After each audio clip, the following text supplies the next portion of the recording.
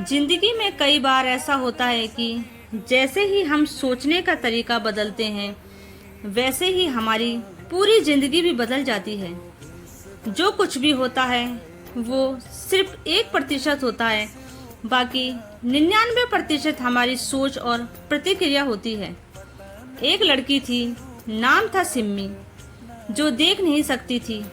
वो फुटपाथ पर बैठकर भीख मांगती थी और उसी से गुजारा करती थी। एक दिन रोज की तरह वो एक बड़ी बिल्डिंग के बाहर बैठी थी। उसी वक्त वहां से विवेक नाम का एक लड़का गुजरा, जो उसी बिल्डिंग के ऑफिस में काम करता था। विवेक ने देखा कि सिम्मी के पास एक डिब्बा रखा है, जिसमें कुछ सिक्के पड़े हैं। कुछ लोग पैसे डालते हैं, कुछ बिना कुछ दिए आगे बढ़ जाते हैं। सिम्मी के पीछे एक बोर्ड टंगा था, जिस पर लिखा था, मैं अंधी हूँ, मेरी मदद करें। विवेक ठहर गया। उसने सोचा कि लोग जरूरतमंद को देखकर भी अनदेखा कर देते हैं। उसने बिना कुछ कहे वो बोर्ड उठाया और उस पर लिखा हुआ मिटाकर कुछ नया लिखा। फिर कुछ पैसे डाले और ऑफिस की ओर बढ़ गया। शाम को जब वो घर जाने लगा तो उसे सिम्मी की याद आई। वह वापस लौटा। सिम्मी उसकी आहट से ही पहचान गई और खड़े होकर बोली, भैया, आपने आज सुबह मेरे बोर्ड पर कुछ लिखा था ना?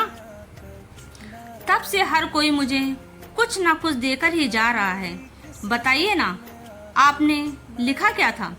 विवेक मुस्कुरा कर बोला, पहले लिखा था, मैं अंधी हूँ, मेरी मदद करें।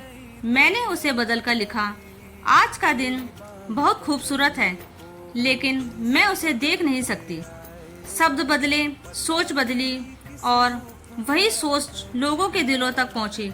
बस यहीं से सिम्मी की जिंदगी भी बदल गई, क्योंकि जब सोच बदलती है तब जिंदगी भी बदल जाती है।